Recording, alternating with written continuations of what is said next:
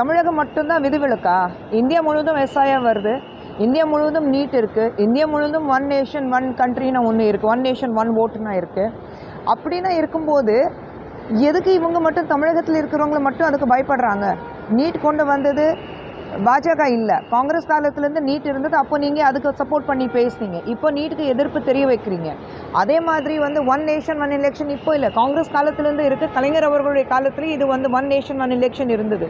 இப்போ மட்டும் நீங்கள் ஏன் பயப்படுறீங்க? எஸ்ஐஆர் வரும்போது நீங்கள் ஒவ்வொரு ஓட்டுக்கு நீங்கள் காசு கொடுக்குறீங்க, அதுக்காக தான் நீங்கள் பயப்படுறீங்க. இதே பீகாரில் ஒரு மிக சிறந்த தலைவர் ராகுல் காந்தி, இல்லைன்னா ராகுல் காந்தி மிக சிறந்த தலைவர் முதலமைச்சர் ஸ்டாலின் அவர்கள் சொல்கிறீங்க. ஆனால் இங்கே முதலமைச்சர் ஸ்டாலின் அவர்கள் பீகார்லேருந்து வந்தாக்கா அவங்க பீடிக்காக தான் பீடி வாலர்ஸ் தான் சொல்கிறீங்க. அப்படி இருக்கும்போது உங்களுக்கு எது சாதகமாக இருக்கோ அப்போ நல்லா இருக்குது. எப்போ நாட்டுக்கு சாதகமாக இருக்கும், நம்ம மக்களுக்கு சாதகமாக இருக்கும், அது மட்டும் எதிர்ப்பு தெரிய வைக்கிறீங்கன்னா நீங்கள் மக்களுக்கு சேவை செய்ய வந்தீங்களா, இல்லை எனக்கு அந்த நாற்காலி தான் முக்கியம் அதுக்காக தான் வந்தேன், எனக்கு காசு சம்பாதிக்கிறது தான் முக்கியம் அதுக்காக தான் வந்தேன், முடிவு பண்ணிவிட்டு சொல்லுங்கள்.